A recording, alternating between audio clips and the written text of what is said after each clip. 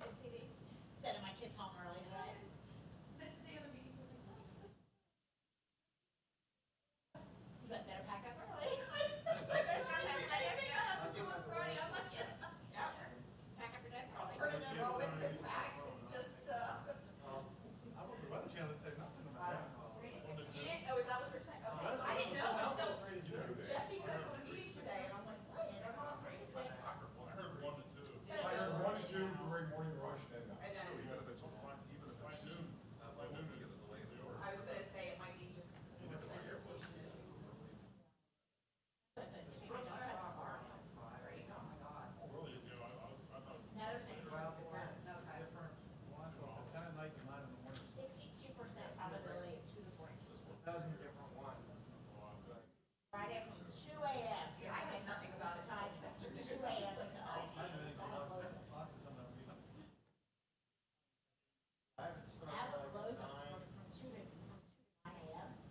That was good. Looks like it might be a couple inches, but stop.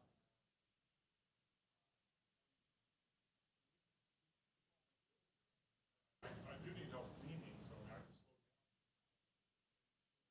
can slow down.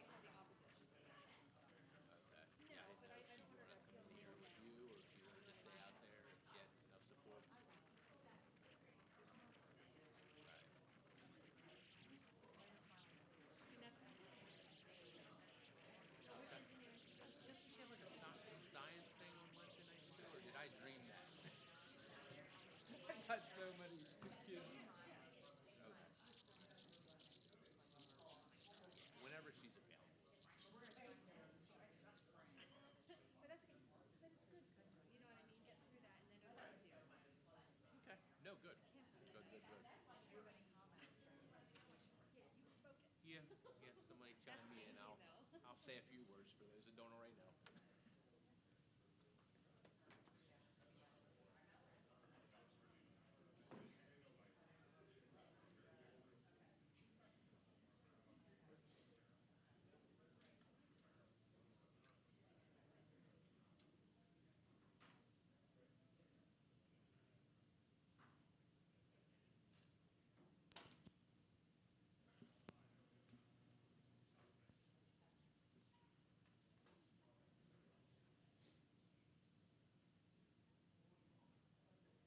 All right, well, good evening, everybody, and thank you for your patience as we just exited a short executive session, and at the conclusion, we will be going back into executive session as we talked about some contracts items at that time. So starting out, again, thank you very much, everybody, for being in attendance and joining us at our caucus work session for January 4th, 2022. Happy New Year, everybody, and welcome. Here we are, 2022. Hope everybody had a great holidays, and welcome back. We're going to start out with just an announcement. Here we are, 2022. It is January, and as you know, the weather did, in fact, drop several degrees just between Sunday and the last couple of days, and winter had that little bite in its air a little bit. So I want to spend just a couple of minutes under announcements and talk a little bit about weather and school closures. Not that, again, I'm forecasting anything, but it does look like Friday, potentially. I guess it depends on what forecast that you see, but it does. This may be relevant as we move forward. I want to talk a little bit just on our weather plan in general, if in fact we would need to exercise a closure. If we need to exercise a closure for weather conditions or anything related, unfortunately, to COVID or anything else with the building-wise, we will use what's called our flexible instruction day schedule. There's not a remote schedule. There's not a special schedule. There's one schedule this year used for everything, and that's our flexible instruction day schedule. That schedule is posted on our district's website. It's on the main page. That schedule has been posted by each principal throughout at the elementary level, at the middle and high school, at their newsletters that they send out. That information has been readily posted. And we'll share more information out of what that schedules look like. But please take some time, go into that schedule, and you'll see those schedules are a truncated amount of time. And the idea behind those schedules is to allow for a flexible day, but having that synchronous time, that Zoom time built in, so your student can connect with their teacher. It's important to know that we have been approved as a district for both flexible instruction days and also what's called an emergency time template. And that was back in July that we got approved for an emergency time template. Therefore, we can use days as we need to, and it allows us that greater flexibility. It's important to note also that if we need to call a 2-hour delay, and then we need to transition to a flexible instruction day, we will honor that 2-hour delay time. And we have a schedule built in for flexible instruction day for 2-hour delay. So again, if we start out 2-hour delay because of inclement weather or the road conditions, and then we need to transition quickly, and we go to a flexible instruction day, that 2-hour delay will be built into that schedule, and we'll start 2 hours later to give everybody time to regroup. So why flexible instruction days used for weather? It allows us to keep pacing in our calendar, and it gives us that flexibility to be able to use. And it is important. We will allow for 2 true snow days. Our students need to be students. Our kids need to go out and play in the snow a little bit. We need to go out and play in the snow a little bit. And when we get a good, sizable snow event that's forecasted, we will allow our kids to go out and play and use those days. And we'll make up those days on April 14th and April 18th, either as an in-person day or as a flexible instruction day. Again, just a little bit to reiterate, our FID day schedules are posted on the district's and each school's website. The FID schedule is a combination of live instruction using Zoom and student practice of independent work. It is not set to be a full scheduled day, to give some flexibility in there as well. And the Zoom sessions will be provided to students via the Canvas Learning Management System. And as we know, March 18th, and as we get closer, we'll send out several reminders. But just to put on since we're talking about weather. March 18th, we've already delineated as a flexible instruction day and as a makeup day from August when we had our school cancellation due to flooding early on. And it's important to know that when we use a flexible instruction day, we will gather and collect feedback from you, parents, and collect feedback from students and teachers to see what adjustments we need to make on that schedule, and always, work and tweak as needed. So that is our kind of a little bit of information on weather-related announcements. Hopefully we never use it, but you never know, because it is a farm show time, I believe, so that always sometimes has a little bit of some weather concerns during that time. Moving along to resignations, leaves, transfers, and employment, looking at our agenda for January the 11th. Under resignations, we regret to inform that Christian Baldwin from the position of building substitute, effective December 22nd, so we wish her the best. Jacob Botsdorf from the position of level 1 custodian is leaving for a different position. And Taylor Reed was one of our instructional aides at the elementary school, and she's actually leaving to student teach within our elementary school. So that's really great that she's inspired to be a teacher. We want great teachers, and we are there to support her. And thank you to Dr. Lorfink and Mrs. Comp for providing that support to her as well. And Michelle Smith, our 5th grade teacher, is leaving to go to a different district to do some online teaching. So we thank Mrs. Smith for her tenure and time here within our district. We're excited to have some employment on our agenda for January 11th, too. So I'm excited to welcome Mr. Peter Bard. Mr. Bard is a candidate for the Assistant to the Superintendent for Finance and Operations. Pete had done an excellent job in the interviews, and Pete has some experience right now as being the business manager at Crestwood, experience prior at Weatherly, and has his master's degree in school business leadership from Wilkes, and as well as his bachelor's degree from the Pennsylvania State University. So I will, he is in audience and attendance tonight, so Pete, if you could give a wave, and we welcome you.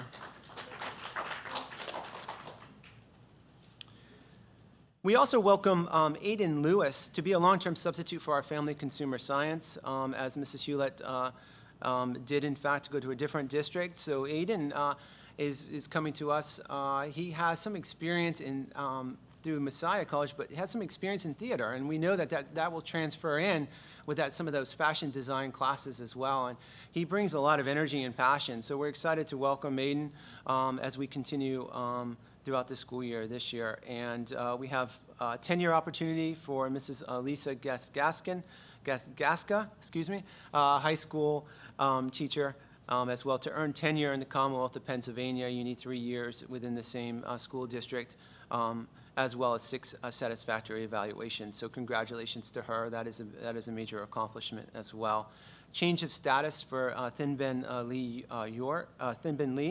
from York, Pennsylvania. She was our elementary long-term substitute and did a really great job. And she's going to be moving into a long-term or a position at our elementary school because of the voluntary transfer of Tammy Coulter from the elementary school to the middle school.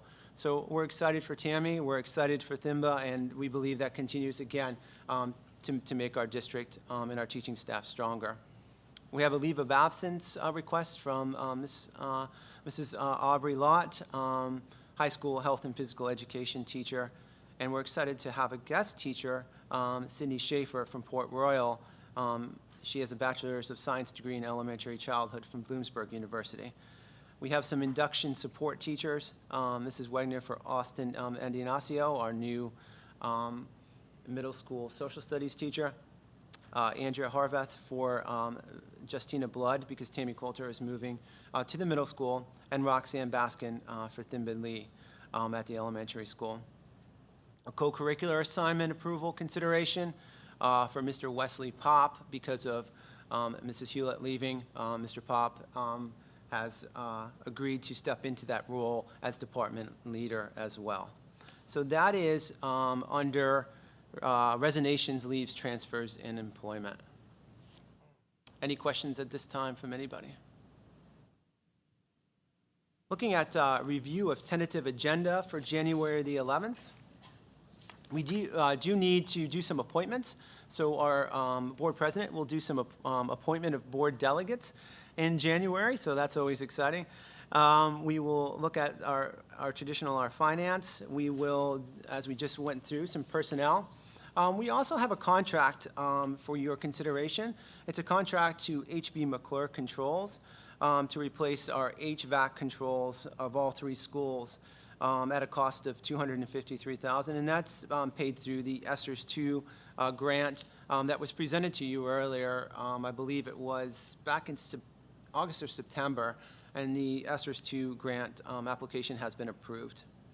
We are looking for consideration to our academic calendar and January 11th's agenda. So we will have a short presentation on that as well. We have approval for field trip, our concert band and West Side Singers to Pittsburgh, Pennsylvania. They're going to go from Thursday, May 12th to Sunday, May 15th to participate in clinics, performance opportunities, and artist showcases throughout the city. So it's 2 school days that they will be out, but they will visit Duquesne University, as well as, I believe, the Cathedral of Learning, and stop at one of my favorite restaurants, the Buca di Beppo, for a great Italian-style dinner, family style. So I'm hoping we might be able to go, sir. That would be all right. And we do have some discipline committee recommendations as well. There are a total of 4 of those for your consideration as well on the January 11th meeting for the January 11th consideration. We'll have a report from Cumberland Perry Career and Tech Center that continues to do amazing things for our students.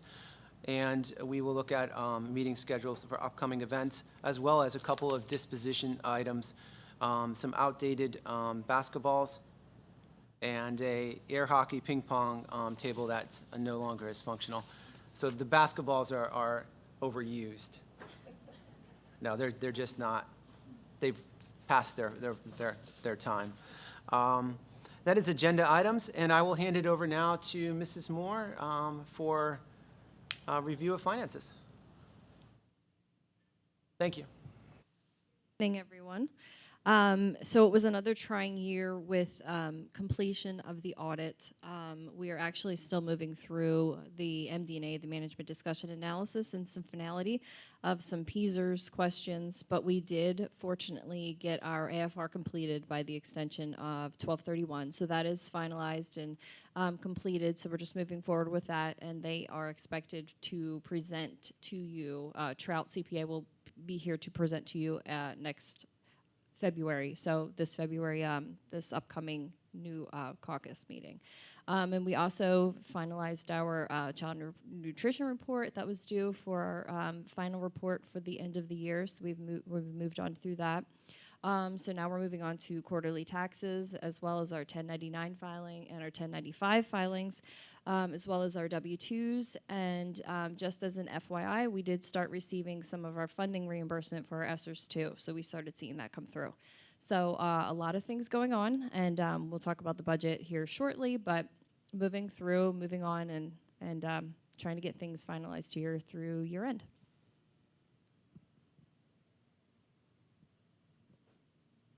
All right, let's go ahead and under discussion items, we will talk first quickly on our calendar. Just a few highlights for our calendar for approval, our academic and school calendar, our district calendar for, hard to believe, when we look at the 22-23 school year. So if I mess it up a few times, I apologize. But some calendar highlights. First tentative school day, August 23rd, 2022. And if the first half of the year moves anything like, if the second half of the year moves anything like our first half of the year, we'll be here in, certainly in no time. Last tentative day of school, May 26th, 2023, and that will be a half day of school. And our graduation is looking at May 25th, 2023, for the class of 2023 in our stadium. Is the site of the stadium tentative at this point? The form is not available on this date. Okay, so we're going to have it Yes, sir. someplace. stadium or parking lot or wherever, okay. Yes, sir.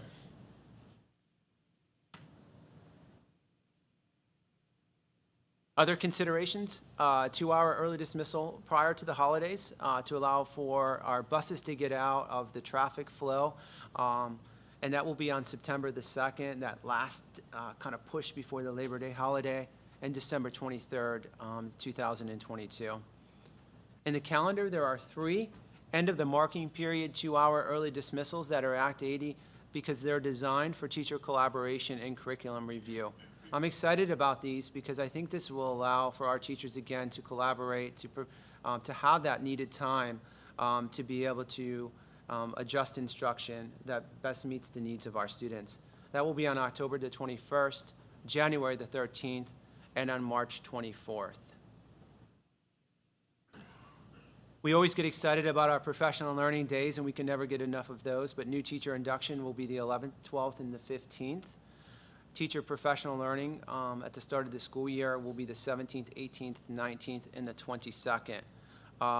It's important to note that we did not want to back up new teacher induction and the start of teacher professional learning at the start of the year. We wanted to have a day buffer in between, a couple days for our new teachers to kind of decompress and unwind, get refreshed, and then join us back in, because otherwise that's a long haul, and they're tired before the day even, or the beginning of the year even starts. We'll have our all-district kickoff day on August 17th, 2022, so please mark your calendars. We always get excited about that day and welcoming everybody back. Hopefully it's not a wet day that day, and we can be outside. I just want to see what you're going to do to top last year's, that's what I want to see. We'll work on it. Those things get exciting. Other professional development days, October the 10th, January 16th, February 20th, and May 26th, which is that half day. Professional learning trade days, we still want to honor those for our teachers, the time that they put in outside, working on professional learning communities, working on variable different learning opportunities outside throughout the summer. So August 22nd and February 20th will be those days that our teachers can trade off based upon time and opportunities that they do throughout the summer and throughout the school year also. Parent guardian teacher conferences. These are extremely valuable. We look forward to these. They're November the 10th, a student half day, and November the 11th, 2022. And in February, student half a day for February the 16th, 2023. Dr. Fox, will the administration be putting together any type of professional development catalog for perhaps summer offerings that teachers can participate on campus that they can use later as trade time? Absolutely. There's something in the mix, maybe? Yeah, for that? absolutely. We're looking at courses that we do as well and have. We always want to continue to support teachers that haven't had the time to also look at some of the Apple Learning resources that are there also. And we'll have some virtual courses that they could take as well, and have some in-person also that they can take.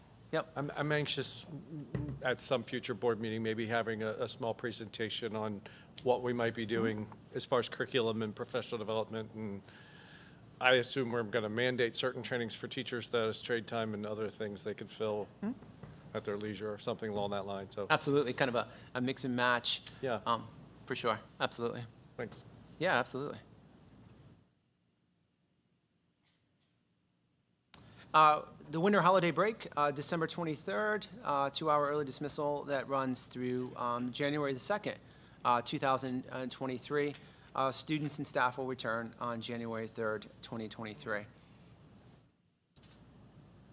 And weather makeup days, March 17th, April the 6th, and April the 10th.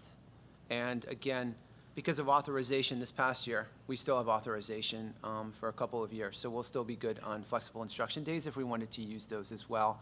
That will be up to 5 days. And I don't anticipate the emergency time template being available again. So I think 5 will be the maximum that we will be allotted. I could be surprised on that, but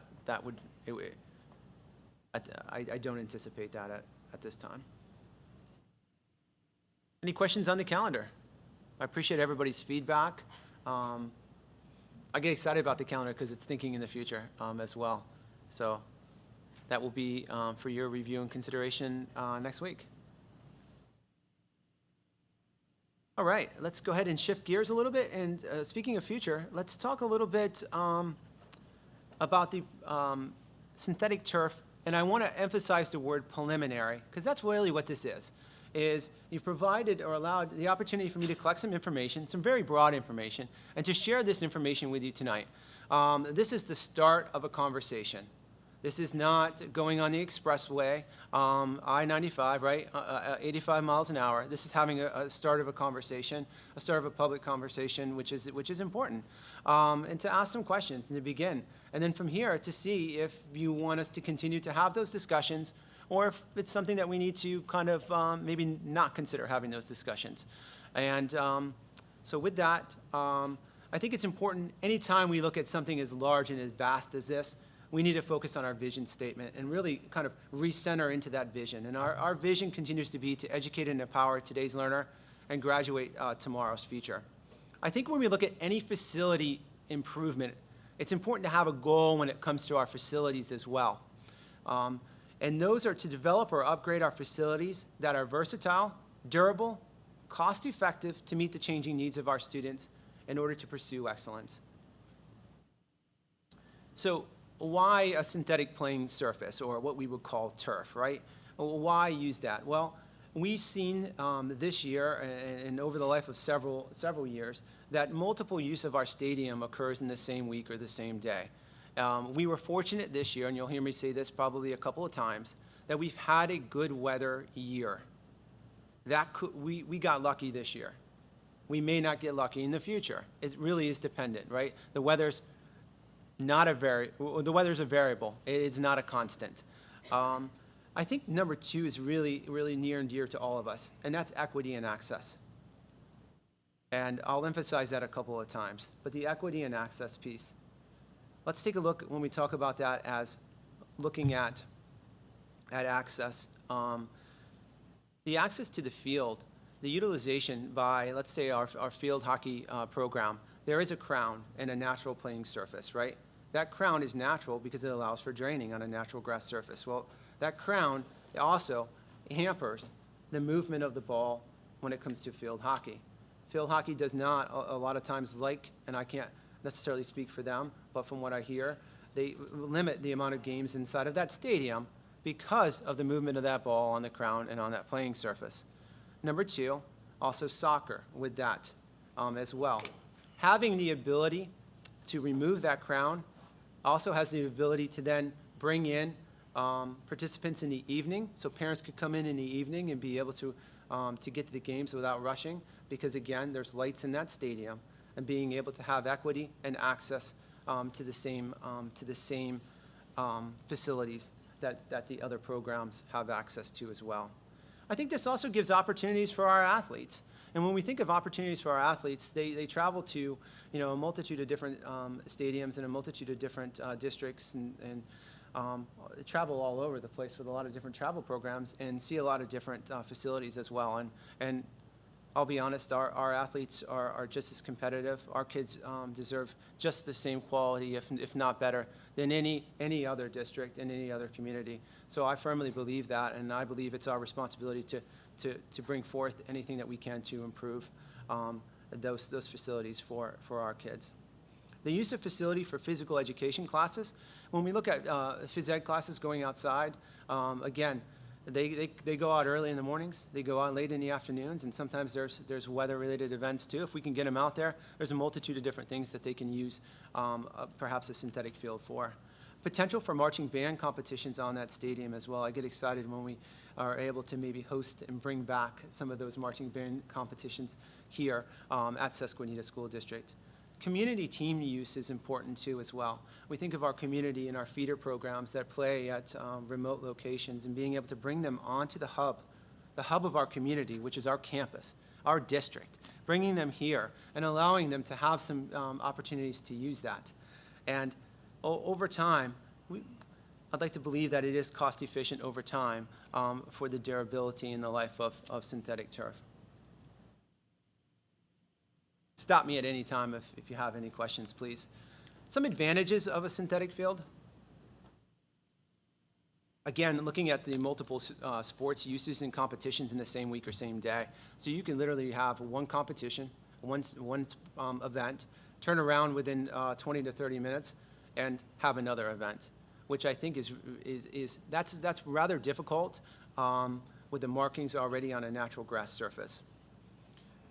An even consistent playing surface is extremely important, not just for a competitive advantage, but also for an injury perspective. Opportunities for our athletes, our teams, and our activities. Certain sports, I believe field hockey is one of those sports that, when you look at the playoffs, there has to be on a synthetic field in order to host a playoff event. And I believe our teams should have that opportunity to host an event here as well. Allow for quick turnaround use, as we said, and also the reduction of pesticides, painting, fertilizer, watering, top coating, ultimately could save time and money. There's some challenges with anything, and I think we would be repressed not to talk about some challenges. The challenges, honestly, is the initial cost associated with the setup. I will be honest. It's like building a home. The money inside of a new home sometimes is not necessarily what's on the top, it's what's on the bottom. And that is the same, I believe, when it comes to synthetic turf. It's what's on the bottom. It's that initial cost associated with the setup. It's the excavating, it's the permitting, the engineering, the drainage, the stormwater studies. Those are all important. And I'll even put a caveat. I don't know if it's even possible for a synthetic field to be in our stadium. I'm not an engineer or an expert when it comes to that. That's where they would come in and see if, in fact, it's even feasible. Number two, always important to watch. There's always a little heat increase when it comes to turf, so you just have to watch heat management in the summer months. You have to watch that anyway, but a little bit as well associated with it. It's kind of like being and running on a synthetic track. There's a little bit of heat that comes off of that synthetic track as well. There's some limited maintenance, but there's still maintenance associated with a synthetic field. Maintenance associated with it is the raking. Certain providers, installers, will also include a rake that's provided within the setup, and this rake basically needs to go through after a couple usages, rakes through, gets pulled behind by a gator or a tractor, and basically takes the fibers and stands up the fibers and takes the infill and makes sure the infill of rubber and sand is evenly distributed throughout the field. Every year, it should be deep cleaned as well, and they put like an antibacterial across the field. And it is required, always a great practice, is required to do a company to come out and do a yearly shock test, where they go from corners to corners and make like a grid, and they measure and ensure that the infill levels are accurate across the board. And if there is an infill issue, they will backfill or add additional fill to that spot, and the shock test is then recorded. Initial research costs of synthetic turf, again, these are just preliminary numbers. That's not without doing any soil samples, without any storm management. These are just kind of broad numbers to work with, if you will.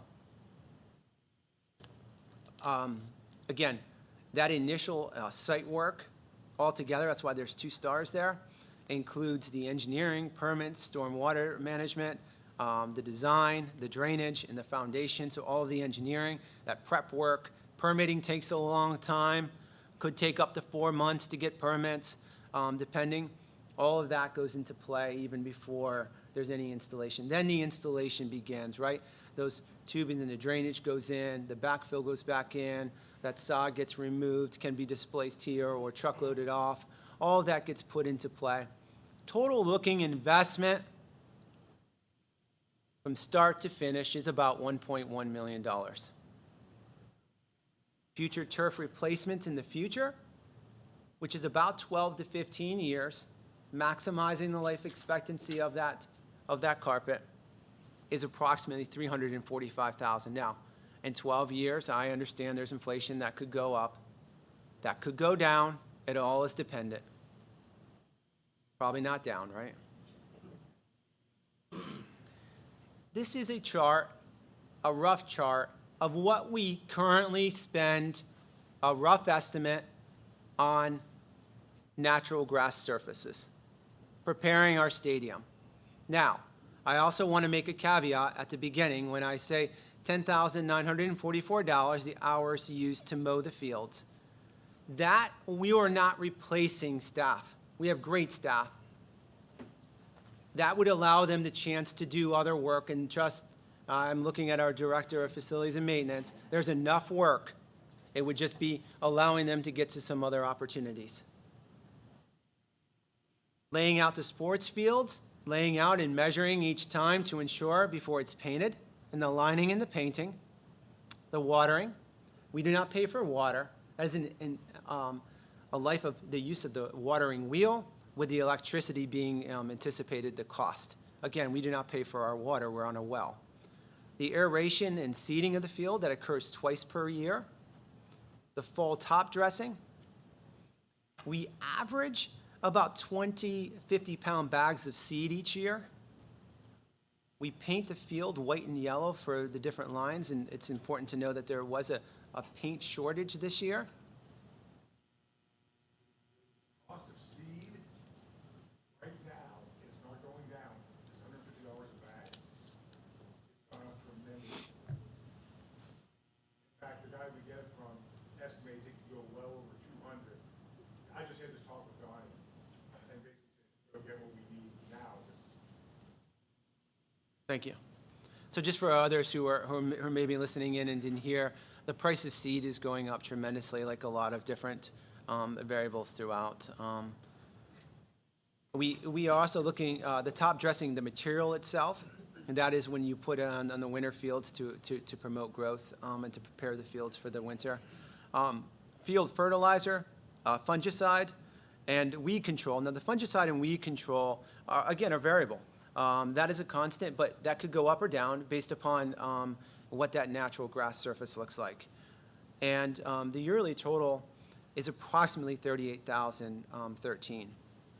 Now, if you take, again, I'm going to put the cart before the horse. If you take that $38,013 and you multiply that by, let's just say 10 in itself, that gives you the price of a replacement synthetic field.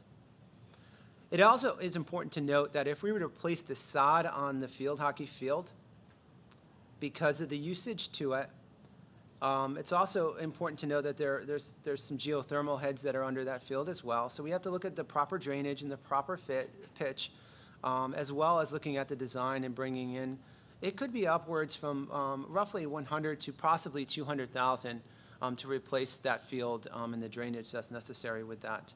And if we wanted to add lights to that field, we could be looking as high as $300,000 also, potentially. So these are just, again, this is rough numbers. This is just for comparison purposes only. Dr. Fox, before you move on, I should know this, but I don't. Can you talk anything more about sinkholes that are currently developing or that have developed in our field hockey fields? Yeah, unfortunately, this past year, right around playoff time, we noticed there was an indentation in one, and it was quite a sizable sinkhole. I guess there was a piece of conduit or plastic pipe that was not connected somewhere, and we were able to cap that very quickly with Scott's team did a great job and quickly went to work on that, and we were able to excavate that. But that has now, we're working on growing seed at that point. And then there was another one that had since developed also that we're watching very carefully and has been backfilled. But there are a series, and I say a series, there are several geothermal wellheads throughout that area and also throughout the side of the elementary school.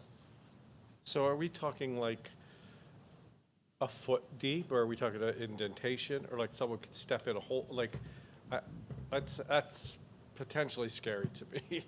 Yeah, they are extremely deep, and I will, it looks like Mr. Quigley wants to say the size of that. The first one that we know why it happened after it happened was I'd call a leg snapper.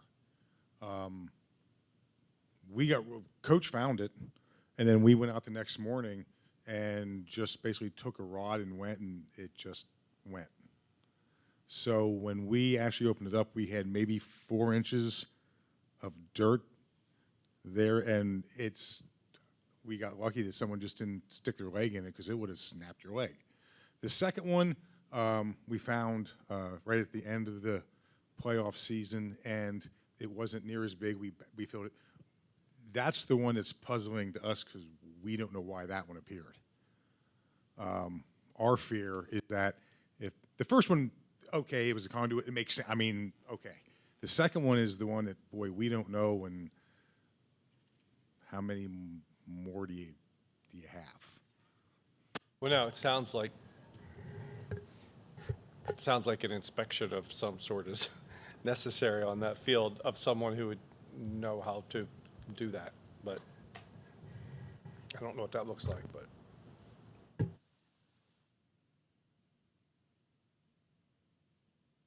Thank you. Any questions before we move on to some maybe common questions that you may have that I could maybe answer? Yes. So with the possibility of scheduling multiple events on the same field, what is the feasibility of that? You know, do we have overlap of events happening at the same time that then is that going to create scheduling of events not being able to happen at the same time, and what type of? In a nutshell,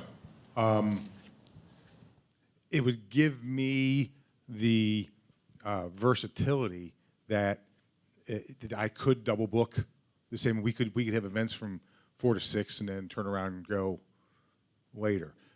In all probability, well, not in all probability, every home event played in the stadium will go to a night game, starting probably 5:30 with the varsity to follow.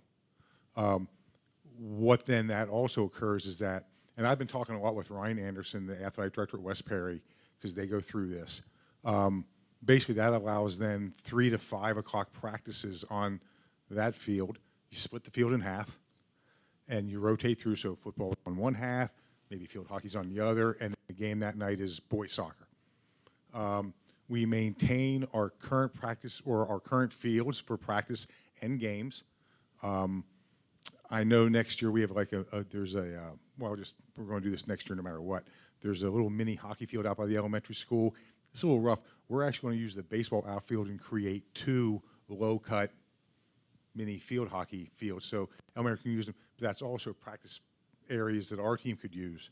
And that's also the ability that if I wanted to schedule something at 4 o'clock and bring field hockey in at 6, hey guys, when you warm up, you're going to warm up over on these mini fields, and then we'll give you 15 minutes on the turf, and here we go.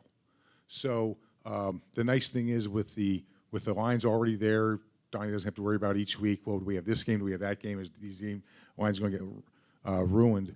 It's basically take the soccer goals and slide them off, bring the field hockey goals, slide them in, and then and say you do have rain on a day, and I have double games scheduled, it's not an issue. Dr. Fox said we only had one fall event that I had to move, and that was the girls' soccer game because the sidelines got flooded. That's that second heavy rain we had, and everything was already saturated. You know, knock on wood, that was great. And if you looked at our field right now, you'd say, I can't believe all those events were played on it. Now, all that credit goes to Donnie, and we had good weather. But if you get, for instance, our last football game, we played in a deluge because it was prior to the district playoffs, and we didn't want to move it to a Saturday or a Monday. Had that been the first week of the season, we postponed the game. That field would have still been torn up on Monday. And then now we have the next 10 weeks playing on that torn up field. And there's nowhere to go. So, I mean, scheduling, it gives us more flexibility. I can do it. The games would all move tonight. My wife rolls her eyes when I told her that. But that's the way it works. And then I also create time slots that I was talking to our football coach. I said, you know, if it's an issue, who says because we have it? You have a 6 a.m. to 7:30 a.m. practice time slot. Someone wants to use it, you come in, practice, take your shower, you're in school. You know, and that can rotate through. So everyone gets time on the field to practice. We play our games on that field, but we also maintain our other facilities, so we practice off that field as well. Does that answer your question? It does. I also have another question, and I don't know whether you guys have an answer for this, but I know the boosters for all of the sporting events often benefit from, so how or maybe nobody has the answer to this yet, how would that impact, because multiple, and it may be a positive for some, and I don't know, maybe it would be a negative for others, but how would that impact, because now you're going to have multiple boosters using the same, and is that an issue, or Well, would there be a sharing of that? I don't know if anyone, That occurs right now. okay, As you enter the stadium, the one to the home side is shared by soccer. Field hockey used it the night they were in it. But again, field hockey only comes in one night. That's usually for senior night because we have to mow the grass really low for field hockey. And this year we got lucky looking at the schedule. The date coach chose and the boosters chose, and we worked out. We had, I think it was 7 days till we had another event in the stadium. So the grass was able to grow back to, so it wouldn't just get totally shredded. But everyone uses that one on football too. The other one on the other side is used by band only, but doesn't mean we can't designate, hey, when we play field hockey, that's your booster. I mean, that's going to be your concession stand. So people have to walk a little bit further, but we have two nicely, I guess, whatever you want. I mean, two nice concession stands, lots of space, and we share. I mean, I know there are certain cabinets have, like soccer and football, and they're behind, but that's not an issue. I mean, if it becomes an issue, I make it a non-issue because that's real easy.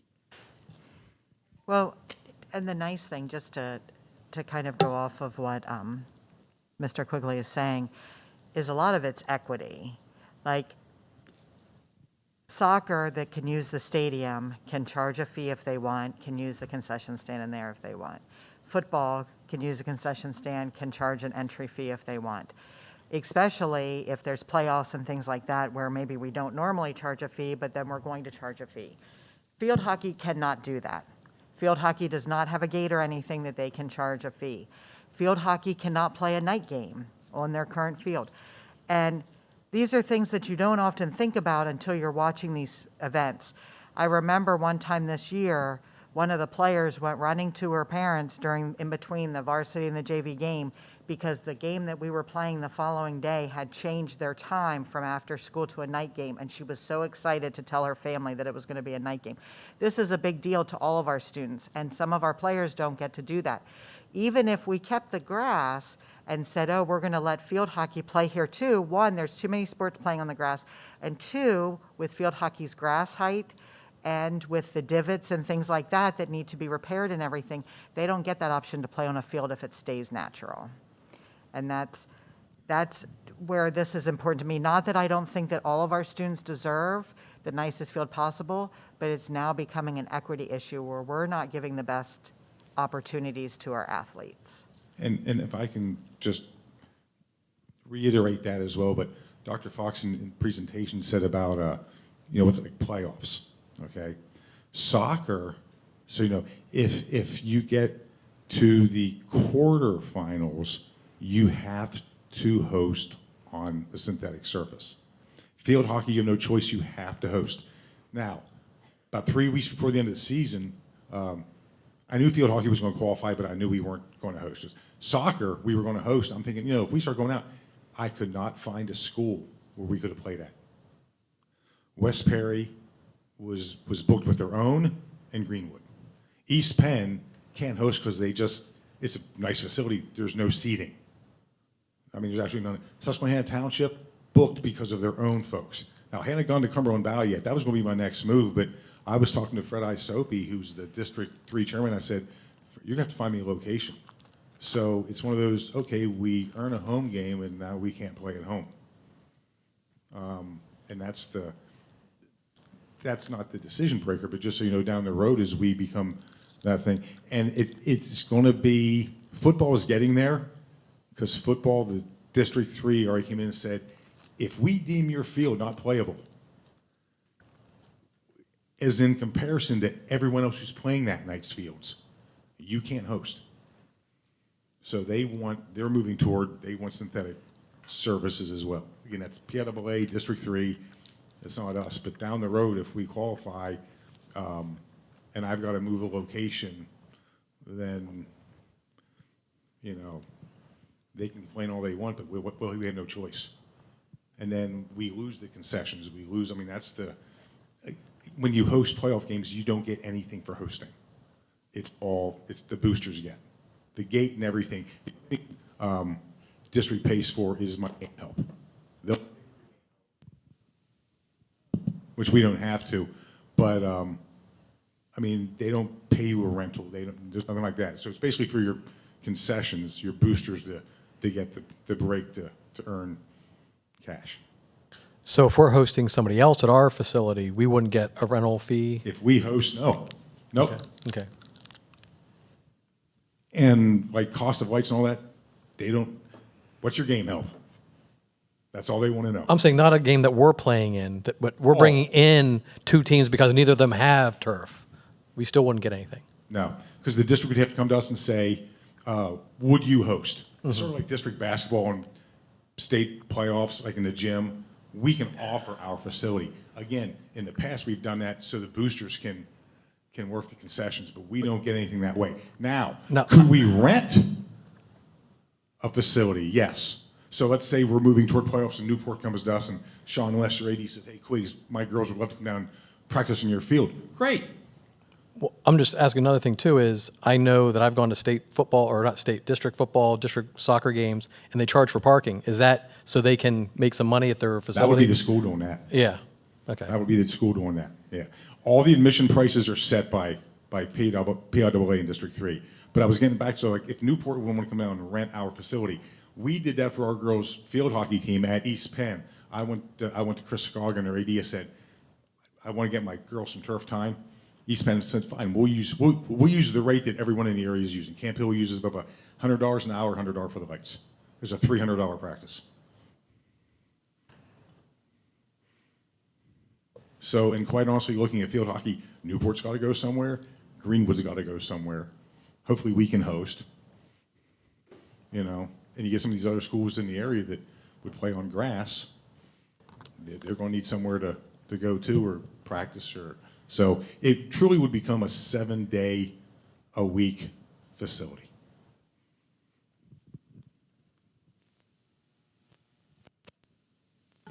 I'd like to address an issue that hasn't been brought up yet. I've done some research recently on the difference between synthetic and grass fields, and that is injuries. Okay. All surveys say one of two things. There's no difference between the two, or grass fields are safer when it comes to injuries to athletes. There's not one that says synthetic fields are safer. A key factor to this is the infield, pounds of infield per square feet.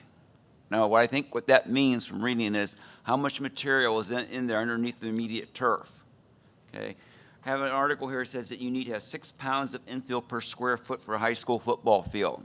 From what I can see on the internet, most of them do not.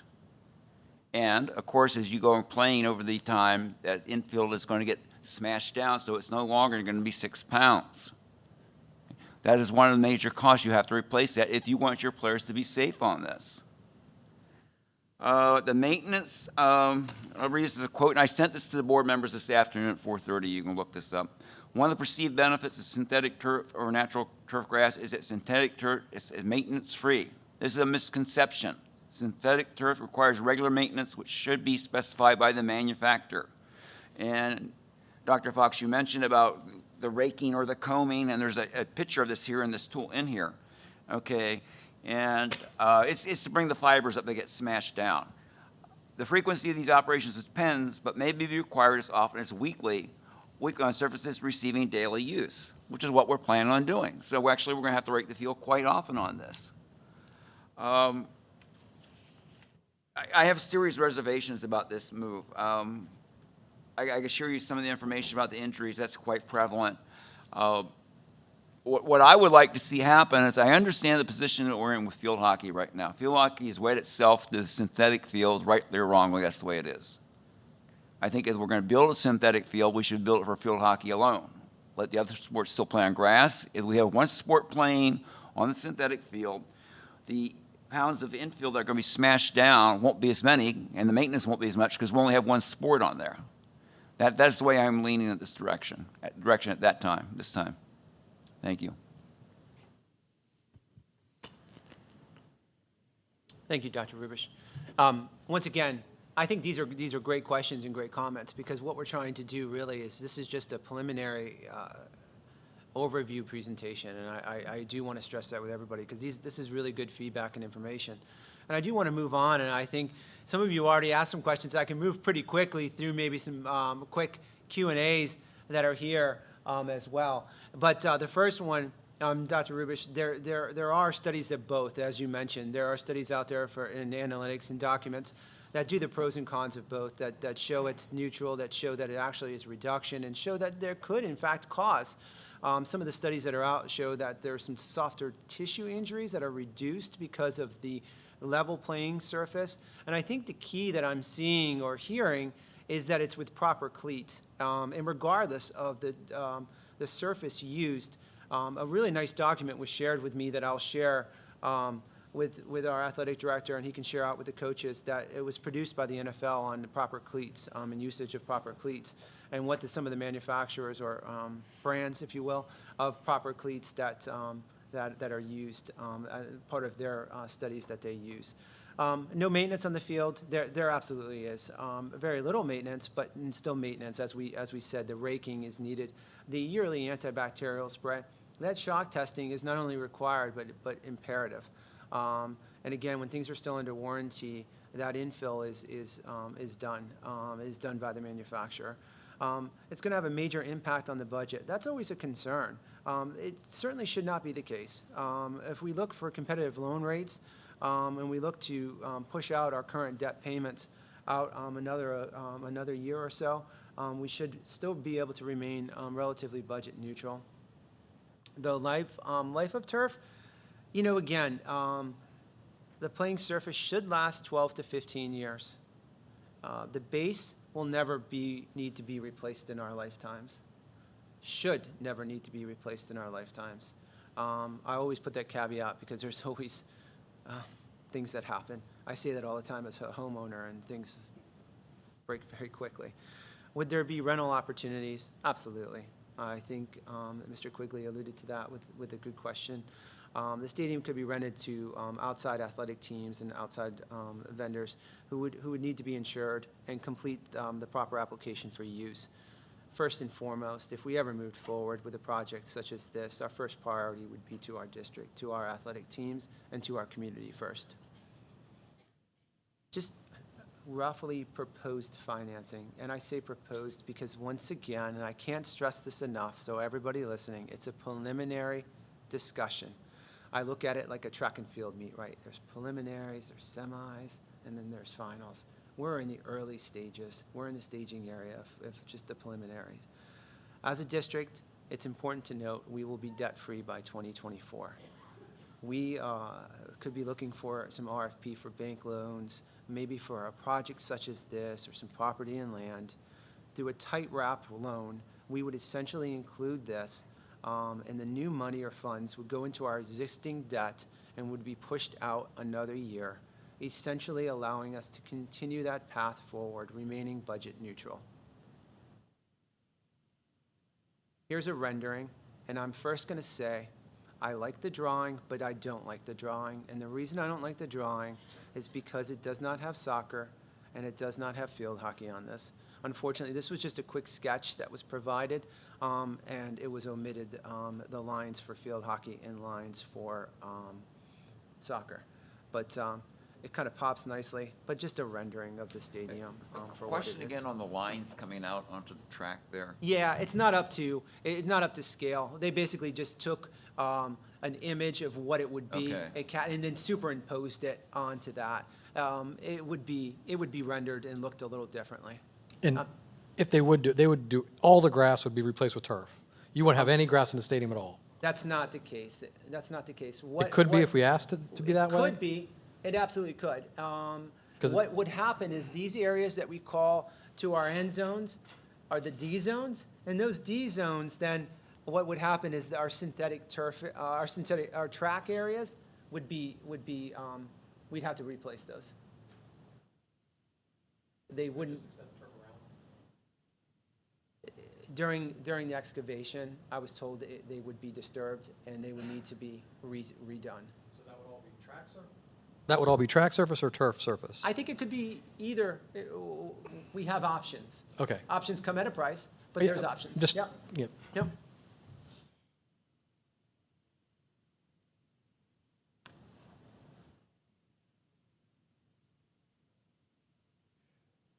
How about we move to questions?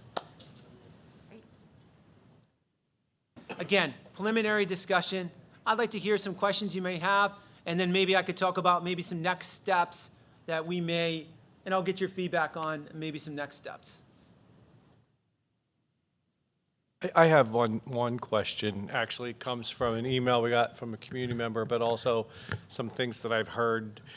When people saw that we were going to be discussing this, I think people all of a sudden thought, it's a good idea, but came up with a whole list of other things on the district that they would have felt that should have been addressed before we even begin to look at a synthetic turf field. So, I mean, I'm hoping that we can advertise this out to our community a lot, get a lot of feedback. One of the things that was emailed to us was concern about, do we want to do something with our current bleachers in our, in our current gymnasium to make them safer and bring them up to code, and I think you answered that, but I know there were some who said there are parts of buildings that need to be repaired and other things that perhaps need to be done. So I would like us to just hear a lot of those things and prioritize them. I know we have a 5-year plan for facilities, like what needs to be upgraded when. And I think it's important to note what you were just saying about our being debt-free. Like all of our buildings will be paid off, all of those things in 2 years. As if we're talking about perhaps doing this, plus perhaps looking at building land, we could perhaps borrow the money that we need at a lower cost and do multiple things perhaps. We just maybe need to prioritize them. But I think those were some of the things that I heard.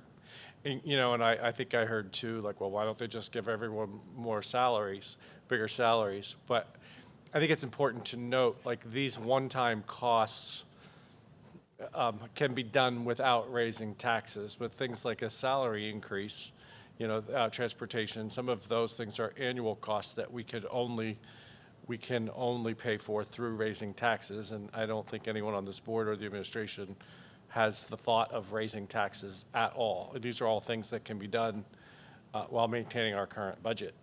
So I think those are all things that maybe we need to have conversations with the community, get it out, get the word out. Anyone listening, spread the word that this is a conversation. I just want to say a couple things. One, I think it's good, and Mike pointed it out, and I wanted just to reiterate it. We already voted about not raising the taxes. We have to do that before we go into our budgets. So anyone that is thinking, oh, we're going to raise taxes because we're talking about turf, we're not. The other thing, playing kind of devil's advocate, I agree with the email that we received today, and in fact, I replied to Dr. Fox that I think that that's something that we should look into. However, we're still kind of talking about apples and oranges with what you're saying with doing building repairs and stuff, because this is about our student athletes having equity is why we're looking at this. So that's why we have a facilities group. There is always going to be a 5-year plan, and maybe we look at some of those things when we're doing the budget and everything. Or if there's something glaring that you've heard that you want to bring forward to the board, or bring it to Dr. Fox or something, that we add to the debt structure that we're looking of the money to borrow. Maybe we do want to add a couple $100,000 or whatever you're thinking to make if it's a large repair.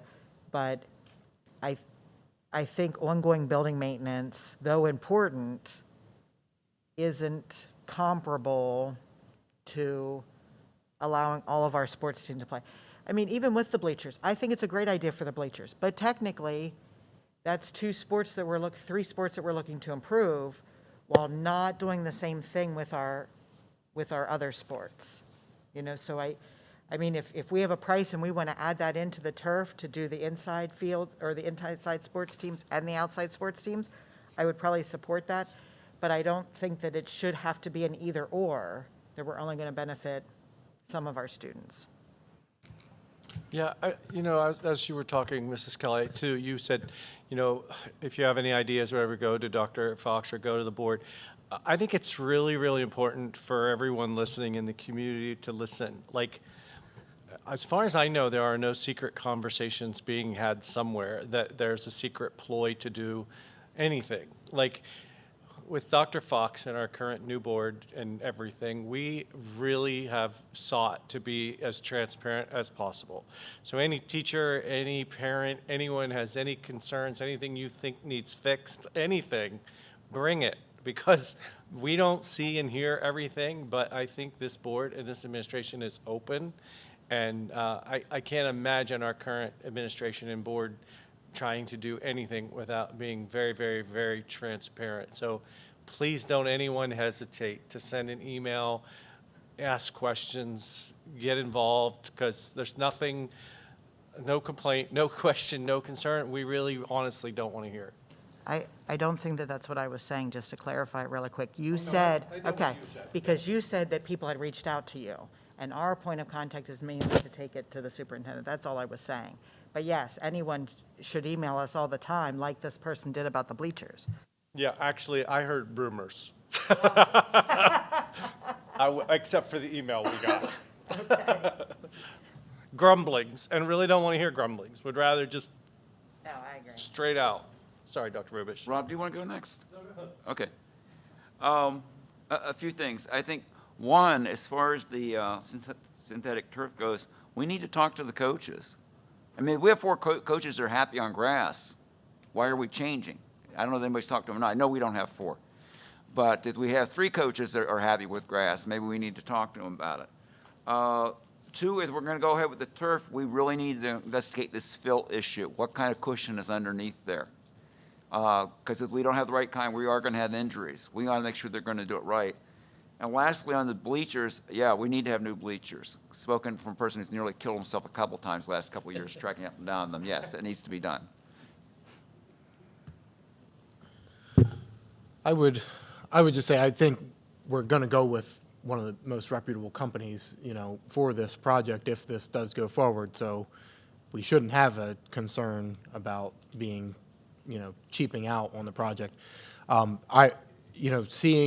I can only speak to soccer, obviously, because that's where I'm involved. My kids are involved, but soccer playoffs are played down at Hershey on turf. West Perry plays on turf.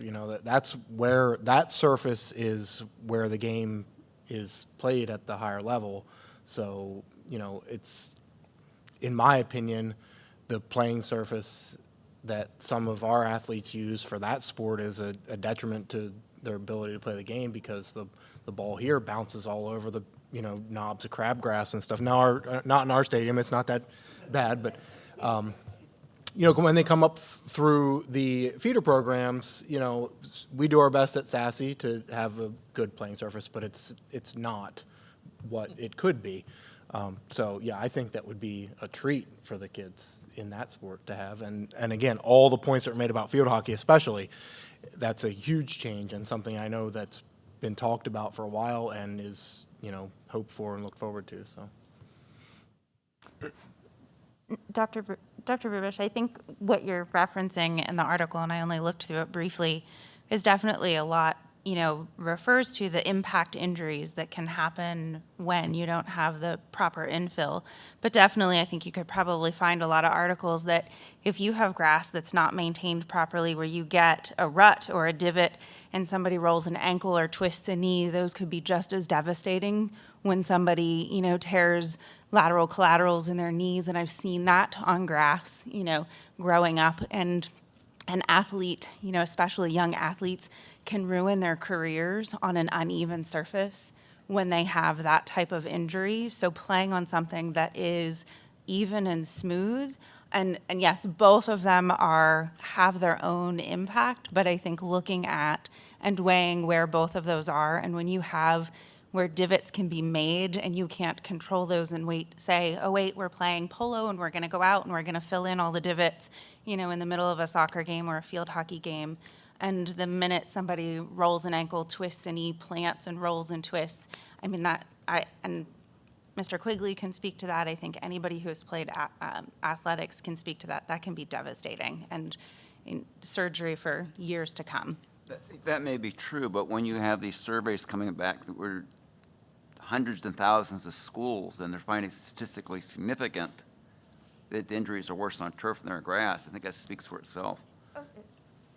Yeah, I mean, I agree that you can get injured on turf. I tore my ACL playing indoor soccer down at Sports City on Generation 3 turf. However, I've also seen kids break an ankle playing on our field after a football game on a Saturday morning. You know, because there was a divot from a football game, a soccer player stepped in that divot, rolled their ankle enough that they were done for the season. Not from our school, from another team. So it goes both ways. There's injuries on both for different reasons. But, you know, equity, from an equity standpoint, there's no comparison between the two. So I don't know where I stand on it right now. I still want to get more information, but. But I agree, Dr. Rivers, if we're going to do a field, we need to make sure it has the proper base level. Absolutely. Absolutely. And I think that's what everyone's saying. I would be in agreement to move forward with whatever the next step is that you want to take, whether we advertise it more and have it open for the community to make comments, whether we have the coaches present, whatever you see the next step at, as I am in favor of moving forward. Okay. Yeah, what do you think about maybe social media usage of your, advertising your rendering and, some of the options behind it? Yeah, we certainly can look at how we can get some information out, and even possibly having another meeting towards the end of the month that we just kind of maybe advertise out and focus just on having discussions centered on just this one item. It doesn't have to be, it's as long as it takes. And maybe we bring in some experts. I'm not an expert in synthetic turf, but we bring in some experts that have installed multiple hundreds of fields. Maybe we bring in some, get some perspective also. We'll continue. We have perspectives from coaches, and we'll continue and get some more specifics from them as well. And also some medical experts as well. We'll reach out to some of our medical experts through the community through our partnership with our athletic training team here at Susquenita, and going out to them also for some feedback and information, and presenting that and getting some more information back and forth, because it is important to get information unpack it. And again, this is a big step, and there's no question about that. And again, this is a preliminary discussion, but thank you for having this discussion, because again, it's not just all about athletics, but it's really, when it comes down to it, when we look at our facilities, it's about opportunities for students. And I think it's said several times, the equity and access, but just continuing to improve facilities for our students. And yes, it may just start with a turf field, but it doesn't mean we're not always constantly looking at what that means instructionally within the classroom, from a seating design to a flooring design to how do we use spaces differently and still continuing to be creative. To me, this is the tip of the iceberg. Do things always have to cost a tremendous amount of money to do and be creative? Absolutely not. But we continue to do those things necessary to be able to provide for the future forward of our students. That's the stuff that fires me up and gets my educational passions going, because it is about opportunities for our kids. All of you are passionate about that. That's why you are here. That's why you set that direction for the community. All of our administrators are here tonight because they're passionate about what they do too. And our community is passionate about being a part of Susquenita School District. I firmly do believe that. And we are the hub. And I'll end with that. More information will be coming, whether we have, we'll be in communication, possibly having, a special meeting towards the end of the month where we talk about this particular topic, and seeing if I could bring some experts to the table to share more information and analytics than certainly I was able to provide. I hope this information was useful, because that's the purpose, of course, of a caucus, a committee of the whole. Yes, we used to have like 8 different committee meetings, but this is a committee of the whole, so we all have it, because each of you have a valuable voice and information in our community, a valuable voice and information. And I know we have some public comments that came through, and we'll hear those public comments and certainly try to address some of those questions this evening as well. So I look forward to our next steps, and thank you for allowing us to have these conversations, because they're valuable. And I look forward to more conversations centered not just on this, but on that future forward direction of our district. Just a point of clarification, some public comments come through online, and will they be addressed tonight, or? At the end of the meeting, we'll take public comments and read those public comments. Okay. Yep.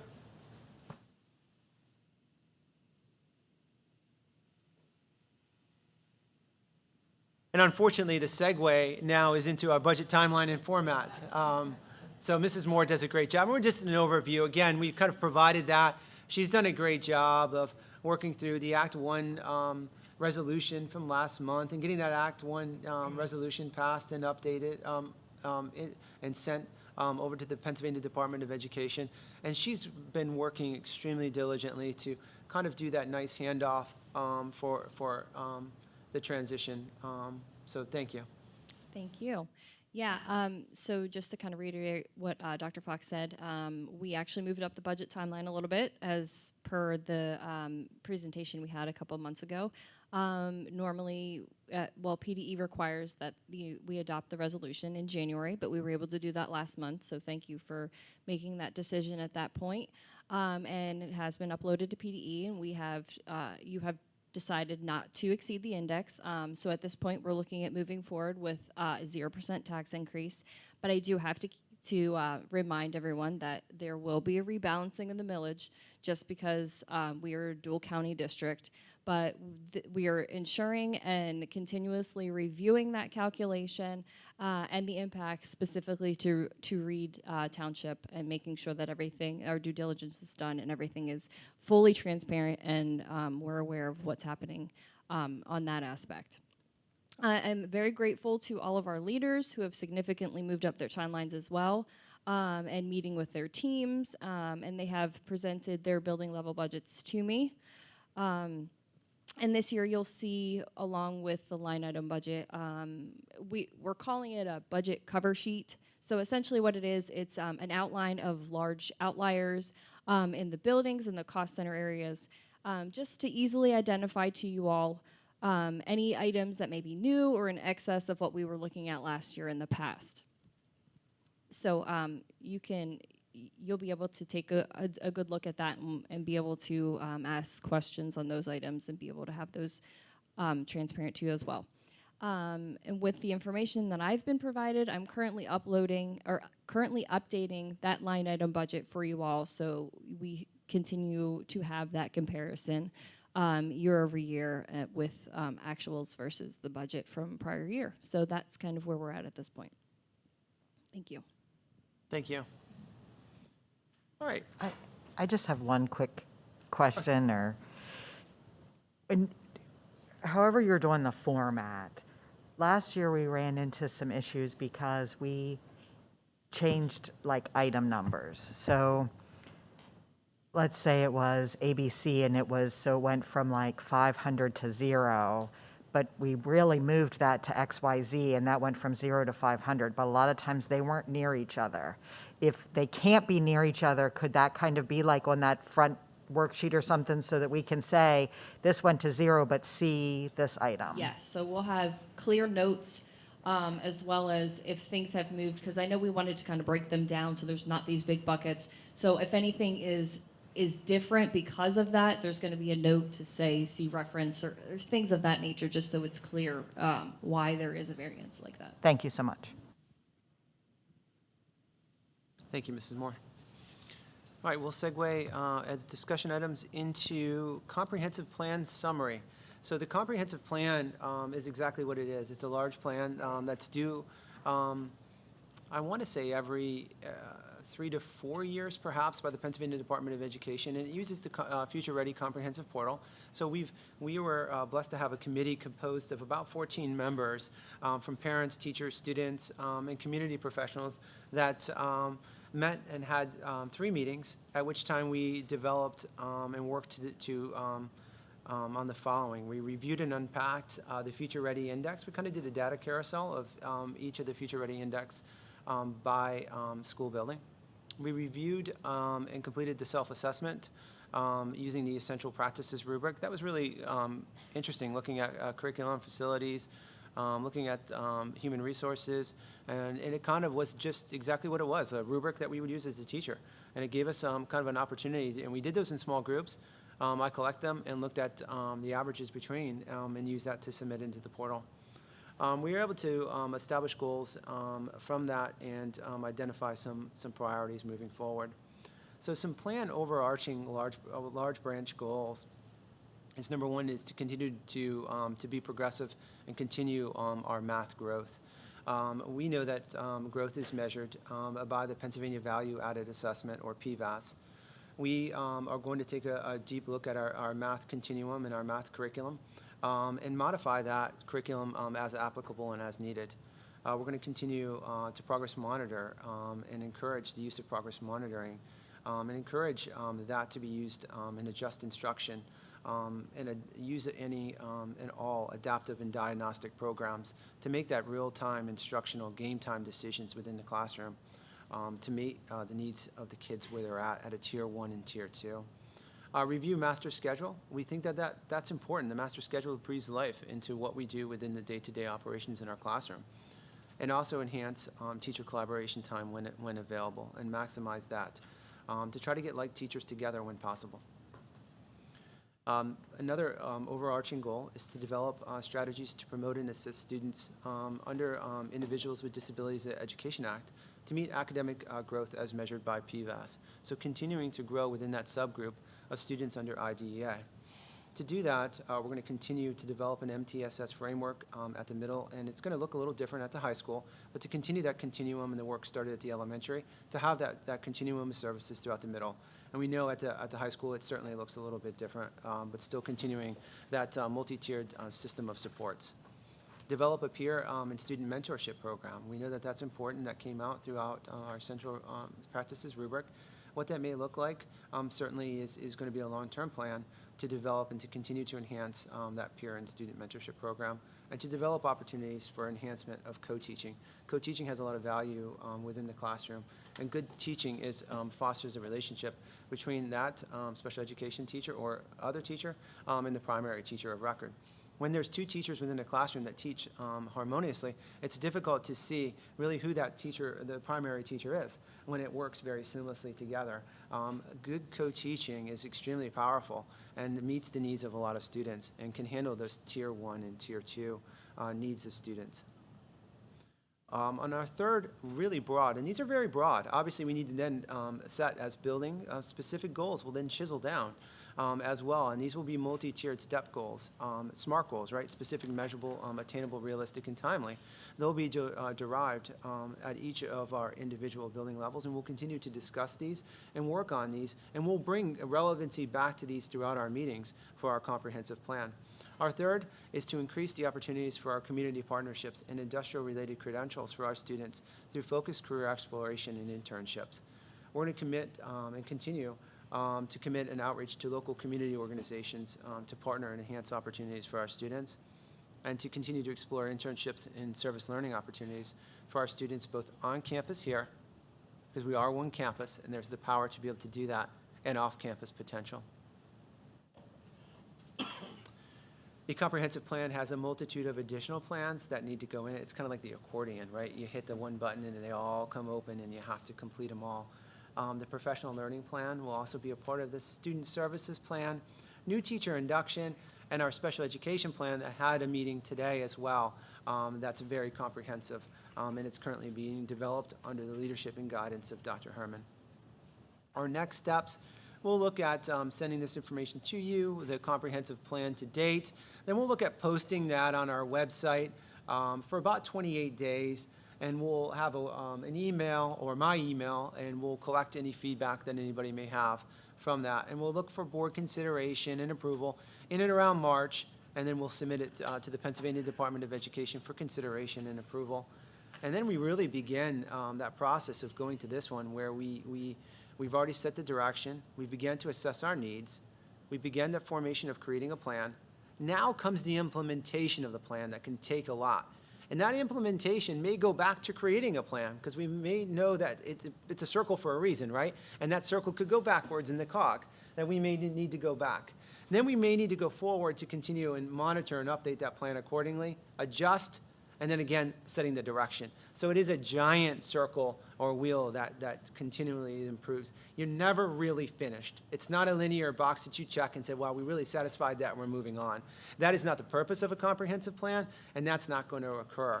And in fact, what looks good on paper sometimes always doesn't occur.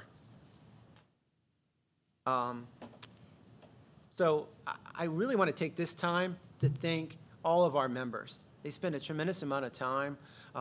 They worked in and out and around schedules to meet inside of our high school media center without any beverages, and the only thing I gave them was a thank you. So I want to thank them certainly for their time. So I'll take any questions at this time on the basic framework of our comprehensive plan, if anybody has any.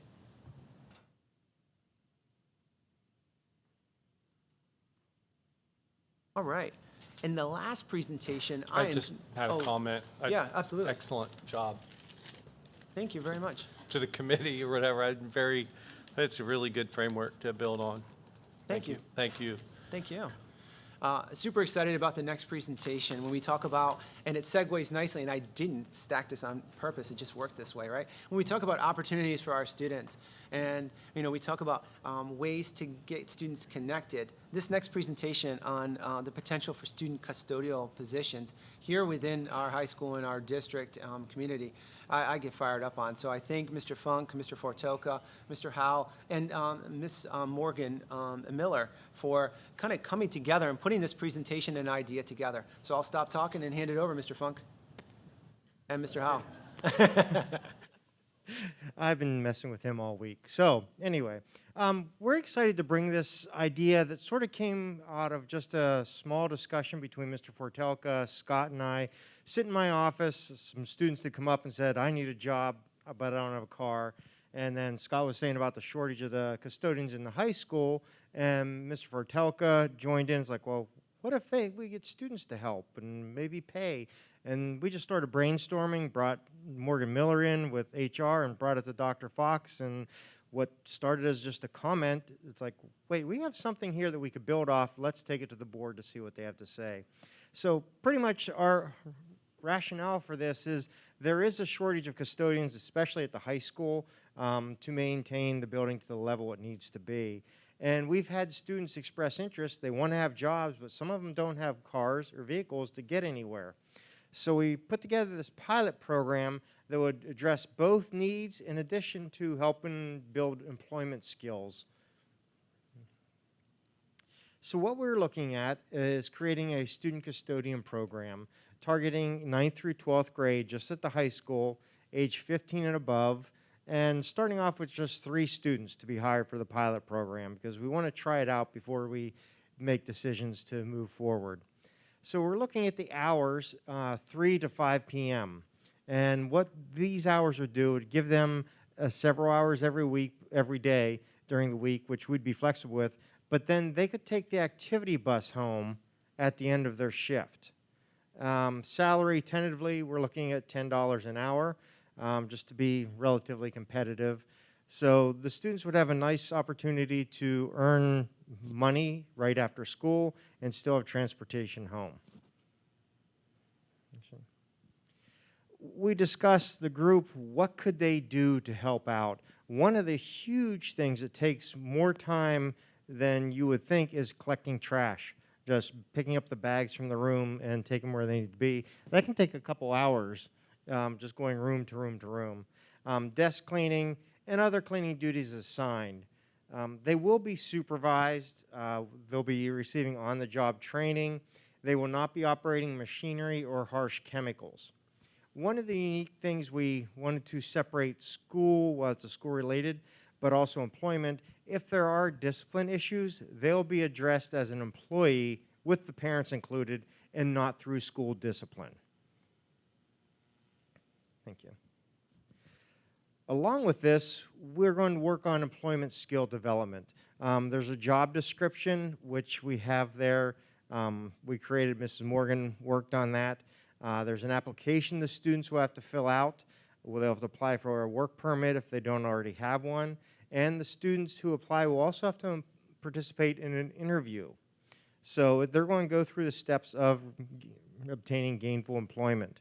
And we will bring the students to you, their names to be approved, and they'll be on a 90-day probationary period like all our employees. So brief timeline. So hopefully we can get your approval to start rolling out the program and then advertise, get applications, interview, and these are just flex suggested date, no pressure whatsoever. But February, bring names of students that can be selected to start helping, and then the next day start scheduling and training the students.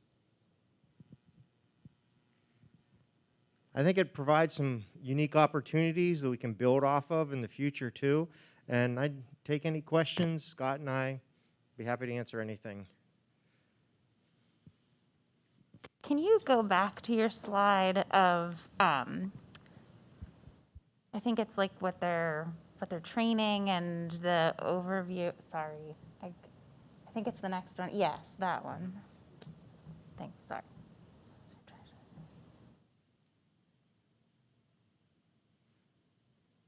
So what, I guess my question is with the discipline, if you're addressing them as an employee, what is your reasoning or rationale for including their parent in addressing that? Because if I'm an employee in my job, when I was 16, my parents weren't involved in that. That's where we were balancing, and Dr. Fox, if you'd like to jump in there, you're welcome to. I see. No, I just saw your finger on the button. I didn't want to take anything. It's like you're buzzing in. I think it's that ongoing professional skills that we want to develop, and having that partnership with the parent to understand and help to solidify those professional skills. Not everything we say is going to involve a parent communication. And like anything, I think there's a level system within it. But if it's that frequent, maybe out of area, or just things we need to work on, or if it gets to the point where it's not working, then we need to sit down with the parent. If academics are slipping a little bit, because we know the work permit is connected to academics or attendance, we can bring that parent in and say, these are some things we need to work on also. So I guess then to me, it doesn't feel like a job. It feels like something different because my employment is not, does that make sense? But a student's work permit is. A student's work permit is contingent upon their academics and their attendance, and a school district can pull a work permit if needed. But still, they can, but they're not having a meeting with the parents and the employer. Right. The meeting would be with the school and the parent about that their work is slipping. Right. And they think it has something to do with the job. Okay. So I still think, I do have to agree with Marcia on this, you need to keep it separate. Can I just? I'd like The to. only, go ahead. Well, I'm going to throw a wrench into it because I like the idea a lot, but I think I would like to see you consider this in addition to what it is, also perhaps have an internship component where they would be awarded credit. And if that were happening, then the parent piece would make sense. If it would be more of an internship. And if some of these students would need the extra credit, looking at career standards might be an appropriate thought. Well, and that's what I liked about it, and it wouldn't have to be a full credit, it could be a half credit or something, because they talked about, and maybe Mike and I misunderstood it, or Dr. Jones and I misunderstood it. We're talking about work experience as well. This is not a kid walking across the street, getting a job at Sheetz, walking back across the street at 5 o'clock and jumping on the activity bus. This is a student that is getting the experience of a job interview, is getting the experience of doing an application or a resume, is getting benefits through the school as well. This might be something where, I see this as a very nice starting point, but maybe, we have kids that are working on like the field maintenance and stuff because that's what they want to get into with landscaping or something later. I think that that's our goal, is doing a job through the school is not, yes, we need custodians, but we also want, when our kids graduate, that they have experiences that make them better citizens. And this is that program. I think you go with one or the other. You either go with the credit or you go with the money. You don't do both. And I like the way that's set up now. I think if you go with both, let's keep the kid from saying, well, I'm working at Sheets after school. Why can't I get credit for that too when I'm getting paid? Why can't I get credit after school hours when other people aren't getting credit after school for doing what they're doing? Did we have paid internships before, like when you were here? Like, don't some students have paid internships or not? There are not as many as there had been where they're going out during the school day. Most of them are not paid. It's usually. Is there a criteria that separates a paid internship versus a non-paid internship? Yes, it depends on who they're going through. Mrs. Murray, our career and transition person, sort of coordinates that. Most of them are unpaid internships. There are very few, but I lost my train of thought. But yes, there have been. Most of the time it's during the school day where the students in their senior year or their schedule's open, and they have, like I know we have 2 students going to PennDOT and for internships, and it's just what they're able to get into and what not. But it's usually during the school hours. So because this is after school hours, let's make it paid. And because this is after school hours, let's make it a true work experience, and we coordinate it with the student employee and not the parent. I truly understand and value that you're giving them real life learning and experiences, and that's the experience that you're giving them by saying you are having them go through the application and the interview process, and then you as their mentor or their leader or their guide can say, here's also how in a job you're going to approach somebody if you have a difficult situation. I think that type of teaching and education will be far more valuable to them versus saying, I'm going to bring your parent in on this. It is just my perspective. I think we need to teach them that life skill truly is what I hear the value that could come out of this, is my point. No, I appreciate that, and it's the perspective we're bringing to you. I mean, we are focusing on it from the school, so I think, thank you. No, that does make sense.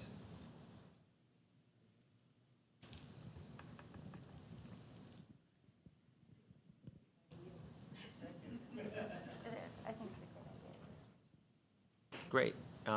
Thank you, Mr. Howell. Thank you, Mr. Howell. Thank you, Mr. Funk. And once again, to Ms. Morgan for putting this together, and Mr. Fortelka. Great kind of looking at creatively at a need and yet providing those opportunities for our students, I think is excellent. I do want to just take a side step back looking at turf. And as we got into some discussions, I do want to point out that our team, our maintenance team, Donnie in particular, does an outstanding job right now working and researching and making those fields the best that they can be, and he puts so much passion and dedication into it, and we're extremely proud of him. And looking at a synthetic turf in no way, shape, and form is because of his lack of professionalism and his lack of passion. That is not the case. So I want to make that very clear. So just to kind of summarize, we will look at having perhaps some more communication out about the potential of another meeting, or even segueing into making this a focal point for more information and collection of some more information. So now we'll look at some, open it up for public comments, both virtually and any public comments that may occur from anybody here. And at this time, if you could just state your name and township, please. Thanks. Yeah, Jason Browse from Wash Township. I'm the field hockey coach here, so I'd be remiss if I didn't have something to say about this the turf topic. But I just want to thank you all for bringing this forth and entertaining the opportunity to potentially have turf. I also want to thank you for your education on how a turf field impacts the game of field hockey. So I don't really even need to go into any of that. I think you guys get how the ball is affected by grass. But just a couple things, just to reiterate some of the things that was already said. I just have a couple additional things. When we do go play away games on turf, it is a disadvantage. Where it's an advantage is when a turf team comes and plays us on grass. Unfortunately, in looking at the schedule with Mr. Quigley here, that's the first question they ask: do you have grass? Then they either say, A, no, we're not coming to play you, or B, you got to come play 2 away games. So that's literally what we're running into when we're trying to find non-conference games, is we're either playing away or we're not getting that particular team we'd like to play. Already addressed, all postseason field hockey is on turf. All of our elementary leagues, all the way down to kindergarten, those leagues are played on turf as well. So they're getting the opportunity to play on a better surface at a very early age.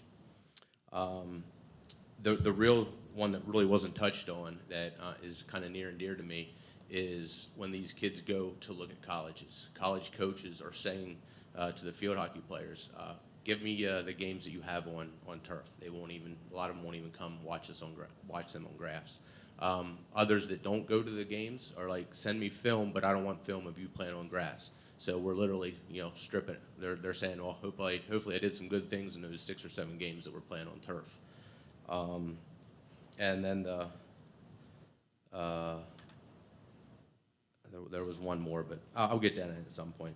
As for the safety, I thought about that as well. So Dr. Rubish does have a good point. Safety is a concern. But with field hockey and the way that ball bounces around, it is probably fairly even. But I do understand, there are other sports that, could have more lingering effects due to injuries, which I think we need to, research as well. The weather issue, 2-3 years ago, 8 of our first 10 games were canceled. So we literally had to play, I think it was 7 games in 8 days at the end of the season just to get them caught up. So, that's a safety issue in and of its own. Luckily, we made it through for the most part. So again, I think you all, sort of get the point from a field hockey perspective. But we're not leading edge when it comes to putting turf in. There's lots of schools, that already have the information, that the questions that we're asking. I think we just need to reach out and get it. And, those schools, I'm sure they're not putting their students at risk by, if they think the health and well-being of their students, if they were, they would, do away with turf and put grass back in. But these schools aren't doing that. They're replacing it with turf. Many of the schools are adding additional turf. So, I get it. It's a huge investment. But, these other schools, I think they're seeing the rewards of the investment that their kids are getting, so they're increasing their turf fields, not reducing them. So, again, thanks for the opportunity to, speak. And if you ever have any questions, come talk to me one-on-one. I'm pretty much an open book. But thanks for entertaining the opportunity and the discussion on the turf fields. Thank you. Anybody else in person for public comment before we go to comments that may have came through electronically? All right. All right, Jacqueline Rogers from Penn Township said that I see there is a preliminary discussion of turfing the football field. Has a discussion on the need to replace the area of the discus throwing to meet the PIAA requirements. I was informed we are out of compliance with this and was informed that it must be fixed prior to our first meet in March. I believe the out of compliance was related to the fencing, but there may be more. She also said, thank you for your continued support of keeping the kids in the classroom. So yes to the Discus Cage. We are aware of that. We know that the Discus Cage and the specifications need to extend out, and we're working on a way to be able to do that. We'll have that ready for March for our for track and field. Is Discus the one located down on near the road? Yeah. What are you going to do with it? So we're going to have to extend. So the way that the current cage goes around, it's the National Federation of High Schools. We're going to extend it out a little bit further. Yeah, right now it's like a softball. Yes. Instead of, it should like almost come right into the sector. Okay. So that is what needs to be done, because I think last year at either Pico or somebody was hit with a discus. Now, they were somewhere they shouldn't have been, but if the cage would have been proper, they probably wouldn't have been hit either way. So they were outside the sector. Okay. But barely. And there are some suggested discus cage specifications that the National Federation of High School has provided that we'll look at and use to tighten that up. Bobby LaFar from Watts Township said, "Is there a way to tell if the school bus will be late in the morning? Do bus drivers have to check in to say they started their route? Our bus was late on 1-3 and we did not get communication about it until we dropped our child off at school. The neighbor children waited 90 minutes outside until the bus came at 8:15. It is too cold for them to do that. Thanks." Yeah, what we're seeing a little bit, first of all, Aurora has been excellent. Tammy Feltenberger in our office, in our district office, has been excellent. Mrs. Troutman and Mrs. Bolsbaugh in the morning have been there. They've been excellent in the morning, doing a great job of communicating with the bus drivers. A lot of times what we're seeing is sometimes when there is a driver absentee, another driver will pick up a route, or if in fact there is a situation where that driver calls off late, that happens just like it does with any workplace, and we have to backfill. I would suggest and ask any time that a student is waiting longer than, I would say, 15 minutes, to please call in. We'll check. Call into the district office. We should have somebody there around 7. We will check. We will radio into the bus and try to get an answer and try to communicate that out. I wish there was a real time, and at this time there is not a real time kind of monitoring, but we understand that. And this is also a really good time for us to say, please, when you're at the stop, we went from beautiful 60-degree weather now to about 19 degrees, and it's gotten cold. Please ask and highly encourage students to dress for the winter. And we were fortunate through the Capital Area Intermediate Unit to be gifted through generous donations throughout the community. To be here in Perry County, we have a tremendous amount of winter jackets. So if there's any student who needs a winter jacket or has anybody in the community that needs one, to please reach out to us and we'll make sure they get one. Corey Stone from Penn Township said, "I'm not in favor of any artificial turf fields that use rubber infill, typically shredded tires, or any carcinogen-containing materials, especially considering a portable water well is literally inside the football stadium. Furthermore, any fields containing carcinogens would have the significant potential of exposing the groundwater to unwanted chemicals and heavy metals, since the well is in the low-lying area of all school property, i.e. land immediately adjacent to the state road routes 1115. Additionally, the synthetic materials can lead to higher probabilities of brush burns. If maintenance is an issue, specifically cutting grass, I'd rather you purchase electric drone robotic mowers that can be set to cut the grass continuously after geofencing is set, so fields are always fresh." Yeah, we appreciate those comments, and I think, researching further as to the nature of infill. Infill with rubber is used widely throughout most of the synthetic fields, and it's a combination of rubber and sand. That is the most recent generation used to reduce some of the shock impact.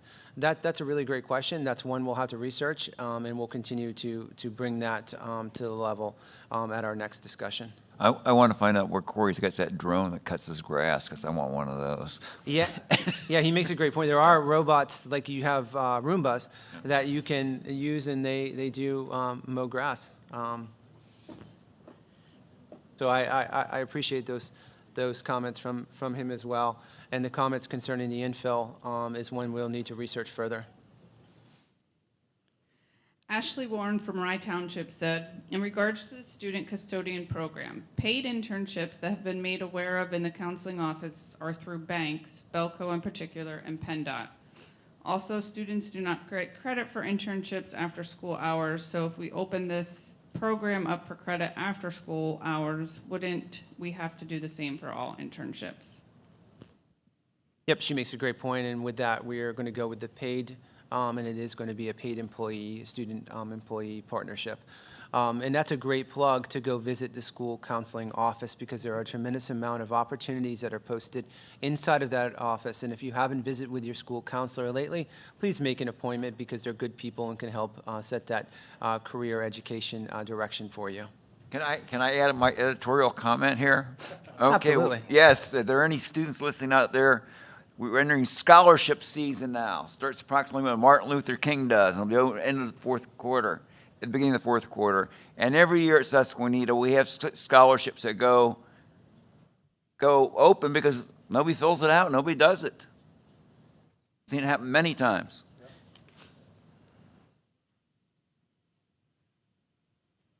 So thank you, everybody. Thank you for your time, and we'll see everybody back January 11th here. And we'll also get some more information out pertaining to some next meetings and next steps. So thank you again for your conversations, your support. Thank you to the community for participating and viewing. And at this time, we're going to exit into an executive session.